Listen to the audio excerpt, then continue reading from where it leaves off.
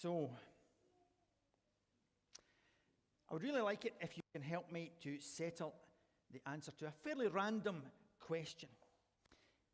If you're boarding an aircraft, and let's say it's one of the cheaper ones, and there's no allocated seating, and you get to your row though, and you think, oh, I have the choice of these 3 lovely seats. Which of you choose the window seat? Which of you make a real effort to get the window seat? Oh, there's a few. I love the window seat. I love the window seat. It's great. Who chooses the aisle? Because you can maybe occasionally see there's folk choose that. Right, okay. All right. Is anybody daft enough to choose the middle? Because you get, you get it both ways then if you're in the middle, right? So, okay. So, if you're visiting this morning, we're doing a wee sermon series called Selfless, because I think we live in a society that's fairly selfish and self-centered. Week number 1, we talked about how to overcome our selfish attitude by becoming bold in spirit. Then, last week, we talked about dealing with selfishness by being faithful in service. And next week, it's being grateful in the grind. And that's just, we all have the ordinary, everyday stuff that we have to do that we take for granted. And sometimes we just find it really mind-numbing. How can we be thankful in all of that? So, being diligent, I researched the idea of selfishness so that I would understand it more when I came to talk about it today. And I came across an article entitled, "Science Shows Us We Are Selfish." And at first I thought it was one of those scientific studies that students do so that they can keep pretending that they're actually still students and they're still doing some valid research. The kind of thing. Oxford University did research that proved Spider-Man isn't real. There's a study that shows the benefit of electric fans in extreme heat. Being homeless is bad for your health. Would you believe that the more time a person spends living in a democracy, the more keen they are on democracy? And my particular favourite, scientists discover a difference between the sexes. People get paid for that. Really? I was amazed that somebody had to do research to find out if we were selfish. I think all you needed to do was go to Silverburn at Christmas. Or watch a 2-year-old. How many, there's parents over here, how many of you have had to sit down and go, now today, sit there, because I'm going to teach you how to be selfish.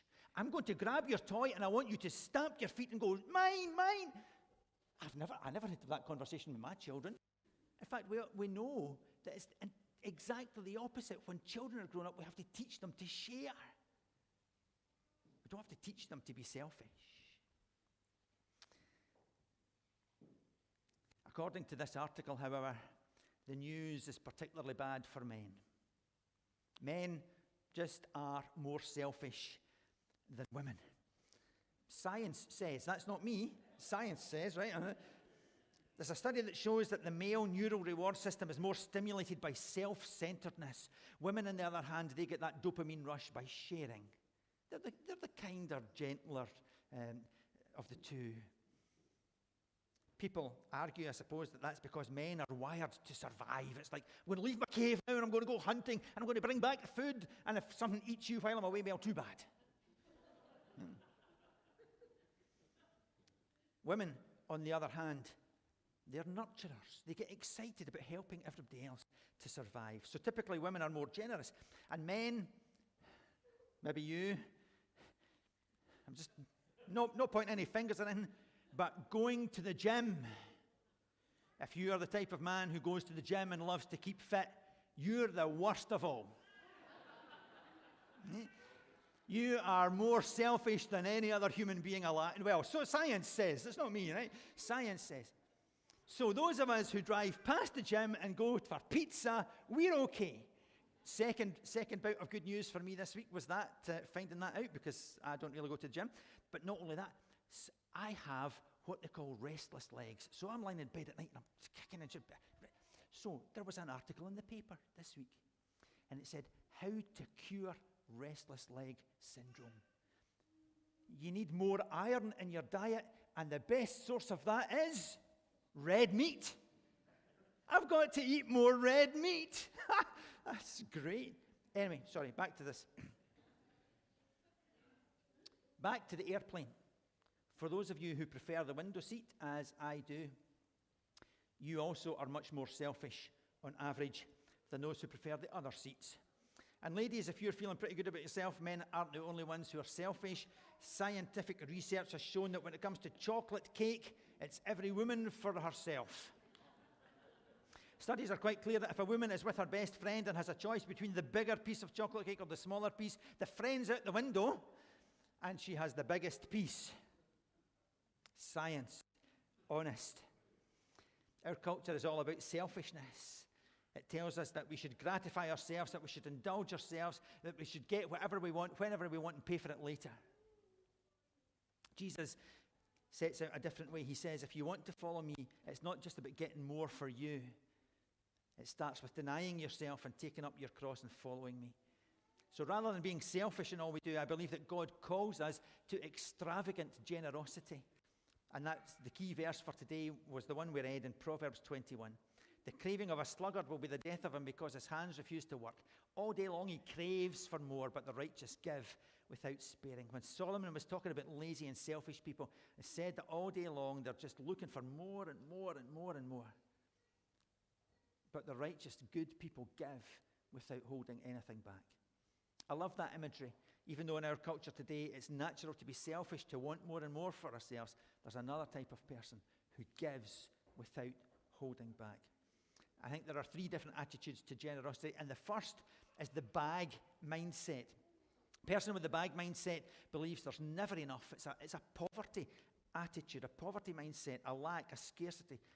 In fact, Haggai the prophet spoke to God's people during a time when they weren't putting God first. They were taking care of themselves, or at least trying to, but they weren't doing what they were supposed to, and they weren't rebuilding the temple of God. So Haggai says this. This is what God says. Give careful thought to your ways. You've planted much, but you've harvested little. You eat, but you never have enough. You drink, but you never have your fill. You put on clothes, but you're never warm. You earn wages, only to put them in a bag with holes in it. How many of you feel like that? Right? I'm working away, and I've never, ever got enough. There's never enough in my bank. Most of us don't put God first, and so we believe there's never enough. What's coming in is going straight out the other door. I'd love to give more. We say, I'd really love to be more generous, but there's never enough in the bag. I'd love to make a difference. I wish I didn't always worry about money, but there's just never enough in the bag. Judas, the guy that betrayed Jesus, he carried the bag. He was the money keeper, and he was, in fact, all about the bag. In fact, there's a very powerful story in Mark chapter 14, and there was a woman who was most likely a prostitute, and she had been changed by coming into contact and by meeting Jesus. And she had experienced the presence and the blessing and the goodness of Jesus. And then this crazy woman decides that she's going to take this jar of perfume, and it's called an alabaster jar. So when you broke it, it was done. There was no stopper to put back in it. And this jar cost about a year's salary. And she broke it, and she poured it on Jesus without holding back. She broke open the entire perfume as an extravagant act of worship because of who he is and because of what he had done. And Judas, the guy with the bag, he speaks up. You stupid woman, what on earth are you doing? You could have sold that perfume and used the money for the poor. The problem was that Judas was distorted in his thinking because he was not only looking after the bag, he was dipping into the bag. He was looking after himself. And here's this guy who was complaining about this perfume being given freely, who just a few days later ends up betraying Jesus for 30 bits of silver. He was focused on the bag and the lack. The second mindset is the basket mindset. In this bag, there's never enough, but in the basket, there actually is enough. Luke chapter 6 and verse 38, Jesus says, give, and it will be given to you. A good measure, pressed down, shaken together, and running over, will be poured into your lap. For with the measure you use, it will be measured to you. He didn't say keep and it will be given. He didn't say hoard it up and it will be given. He says give and it will be given to you. The imagery here is one that people then would have understood. This whole thing about the good measure pressed down and all that, what's that about? Well, in those days, landowners would often instruct the folk who were doing the harvesting to leave containers of grain for people who didn't have any food. So at night or late afternoon, they would come and they would collect the food. And most of them just filled a wee container, threw some in and left it. But they all knew that if it was for you and for your family, what you would do is you would fill it, and then you would bang it, and you would tap it, and you would push, because there's always air trapped in amongst the grain. So the more you work it, the more air comes out, so there's more space to put more in it. So that's what this is saying. When God gives, he gives, and he taps it, and he claps it, and he stamps it down, and then he's sticking more in for you. It's not just throw a wee bit in it. He gives you everything that you need and more. In 1 Kings 17, there's a story about a widow who had a son, and all she had left was a wee bit of flour and a wee bit of olive oil in a jar. And she said, I'm going to make a loaf of bread, and then my son and I are going to go and we're going to die. Because there's no food, there's a famine, there's nothing left. This is it, our last meal. And at that point, enter Elijah the prophet, who says, can I get a wee drink of water? And will you make me a loaf? And she goes, oh, I've got this wee bit of bread and this, really? I said, will you trust me? Will you trust God? Because if you help me, God will help you. And off she goes, and she makes Elijah his wee bit of bread first, and then she goes back to make for her son and herself. And what she discovers is that by taking that decision to honor God and to trust God and giving to Elijah first, she finds that until the drought ends and there's more food, every time she goes to her flour and to her oil, there's more. She never goes without because she trusted God. In the New Testament, Jesus was out teaching one day, and they were on the hillside, and there was about 5,000 men and probably another few thousand women and children. And at the end of the day, the disciples come and say, everybody's hungry. And Jesus says, well, feed them then. And it's like, there's no McDonald's. We can't just go, how are we going to feed them? And so there's a wee boy who came up with his lunch basket, and he had 5 wee loaves and 2 fish. And he didn't keep that for himself. He said, here you are, it's all I've got, but you can take it and you can use it. And with that, Jesus fed all of those people, so much so that there were 12 basketfuls left over. I don't know really why there were 12 basketfuls left over, but I just wonder if it was so that every one of those disciples would get a wee slap and say, look, here's your doggy bag. There's always enough with God. It was a wee reminder to them, And I also wonder how many other folk there in that crowd were sitting on their lunch. Oh, they're looking for food. I'm just going to keep mine in here and I'll have a wee bite when nobody's watching. How do you think they felt when they saw what God did? So there's the bag mindset, which is how many of us grew up. There's just never enough. There's the basket, which understands that God provides. When we give, God multiplies it. It's even bigger and better than what we've given. But there's another mindset, and this is where I want to live from now. My word for this year is abundance. And I'm trying to retrain my mind because I grew up and we didn't have very much money. And I still have that. How are we going to do? What are we going to do? Where's the money going to come from? And actually, for this year and now my word is abundance, because I believe that God gives abundantly to his people. And so the third mindset is this, it's the barn. And I chose that picture because when I went on and looked for a picture of a barn, it was all these old ramshackle things that were falling apart. And I thought, no, in God's barn, it's better on the inside than it is on the outside. It's always better with God. So here's a wee verse, again from Proverbs. Proverbs 3, 9 and 10. Honor the Lord with your wealth, with the first fruits of your crops. Then your barns will be filled to overflowing and your vats will brim over with new wine. When we honor God and when we put him first in our lives, he says, his promise is that we'll have more than we need. What does God want? Well, I hope you understand that God always wants to be first in your life. Jesus said it in Matthew chapter 6. He said, seek first the kingdom of God and his righteousness, and everything else will be given to you. Everything you need. In the Old Testament, that was called the first fruits, or the tithe. Tithe comes from a Hebrew word, and it literally means 1/10. Whatever God gives to us in an act of worship and obedience to him, we should return 1/10. God loved us. As we said to Arlo this morning, God loved him, even although Arlo doesn't know that yet.